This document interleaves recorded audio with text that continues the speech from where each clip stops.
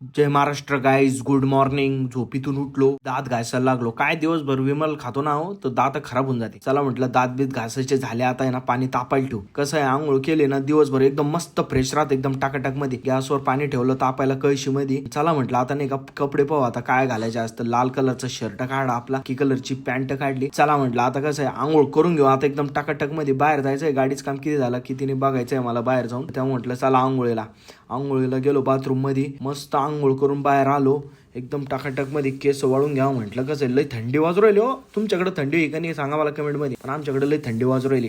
केस बीस वाळून घेतले, एकदम झटकून घेतले. काय आता ते गाडीचं कामच होय ना. 4 दिवसापासून गॅरेजला गाडी लावली ना, तेच भोंग्यामध्ये मी. आता पाहू आज कधी गाडीचं काम झालं ना तर बाहेर फिरायला जाऊ. की बांग पाडून घेतली. बांग पाडी कडक मध्ये एकदम. म्हटलं चला आता ना थोडीशी ना भूक लागू राहिली. तर रात्री काय अंडीचा रस सवरेला होता आणि रात्रीच्या पोळ्या होत्या 2. कांदा बिंदा कापून घेतला संग. चला म्हटलं आता जेवायला. झालं जेवण बिवण, हात बीत धुवून घ्यावं म्हटलं. आता पैकी आता पाहू आता जातो गॅरेजला, काय होतं आणि काय नाही. आता काढलं डोक्यात भोन. पहिले पाणी पिऊन घ्या म्हटलं, विसरून नाही गणगणित.